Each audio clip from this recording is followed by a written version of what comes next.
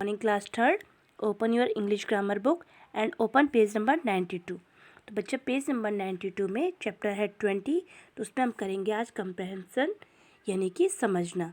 आपके पास एक पैराग्राफ है या फिर एक स्टोरी है, तो आपको क्या करना है, उस स्टोरी को, उस पैराग्राफ को बार बार पढ़ना है। मतलब 1 टाइम, 2 टाइम, 3 टाइम, जब तक आप उसको पूरे ढंग से समझते हो।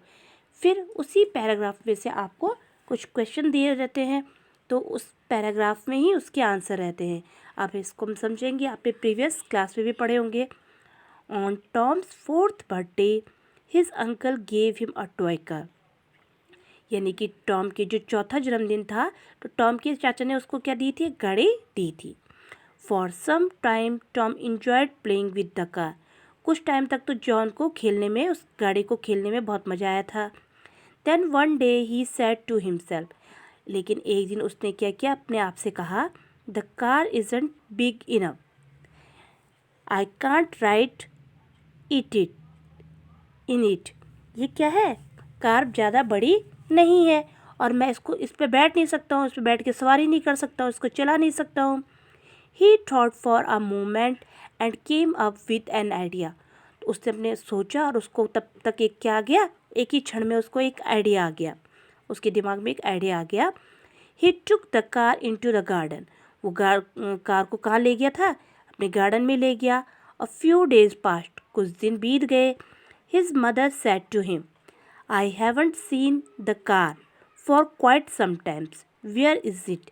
उसकी मम्मी उससे कहती है, मुझे ये कार, तुम्हारी कार बहुत दिन से दिखाई नहीं दे रही है, वो कहाँ है। Tom said, I wanted the car to grow big enough for a ride, so I planted it in the garden. तो कहता है कि वो गाड़ी क्या थी, बड़ी नहीं थी, मेरे को चलाने के लिए बड़ी नहीं थी, इसलिए मैंने उसे गार्डन में रख दिया है प्लांट लगाने के लिए। तो इसी में आपके पास आंसर द क्वेश्चन है। तो इस आंसर द क्वेश्चन आपके पैराग्राफ में ही है। तो आप पैराग्राफ में इस स्टोरी से ही आपको क्या करना है, इन क्वेश्चन का आंसर देना है। पहला है, how old was Tom in the story. Story में टॉम कितने साल का था, तो 4th, तो हमने लिखा 4 years old. Where did his uncle gave him on the 4th birthday. उसके चाचा ने क्या दिया था, तो his uncle gave him a toy car. Did Tom like the car at the beginning. क्या उसको पहले ये कार पसंद आई थी, तो yes, Tom like the car at the beginning, शुरू में उसको कार पसंद आई थी। Why did he want the car is to बिगर। वो और बड़ी कार क्यों चाहता था, ही वॉन्ट राइड द कार, वो गाड़ी में बैठना चाहता था। सो ही लाइक बिगर कार, इसलिए वो बड़ी कार चाहता था।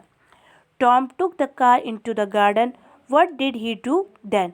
जब टॉम ने गाड़ी को गार्डन में रखा, तो उसने क्या किया, he planted in to the garden, उसने उस पर क्या कर दिया था, प्लांट लगाए। Does this story make you laugh, if yes why. आपको इस कहानी में हंसी आई, क्यों आई। Yes, he planted the car in it the garden, क्योंकि उसने क्या कर दिया था, गाड़ी में क्या कर दी थी, प्लांटेशन कर दी थी। अब आपके पास ट्रू फॉल्स है। On Tom 2nd birthday his aunt gave him a toy car. क्या जो टॉम था, उसकी चाची ने उसको 2nd बर्थडे में कार दी थी, तो ये गलत है, तो इसमें हम लिखेंगे false. For some time he was happy playing with his car. कुछ टाइम तक वो खुश था, यस ट्रू, कुछ टाइम तक वो खुश था। After some days Tom thought that the car was not big enough to play with. तो ये भी आपका ट्रू होगा कि उसने क्या सोचा था, कि कुछ टाइम तक बाद उसने सोचा कार उसके खेलने के लिए बड़ी नहीं है। आगे, someone gave him an idea. उसको किसी ने आइडिया दिया था, नहीं, उसको किसी ने आइडिया नहीं दिया था, तो ये फॉल्स होगा। He took the car in to the jungle. वो कार को जंगल में रख के आ गया था, नो फॉल्स, वो गार्डन में रख के आ गया था। He hit the car in the tall grass. तो उसने गाड़ी को कहाँ छुपा दिया था, ग्रास के पीछे, नहीं, ये भी फॉल्स है। अब है राइट अनदर वर्ड। आपको दूसरा समानार्थी शब्द लिखना है। वांट को क्या बोलते हैं दूसरा, तो वांट को कहते हैं डिज़ायर, ठीक है, यानी कि चाहना।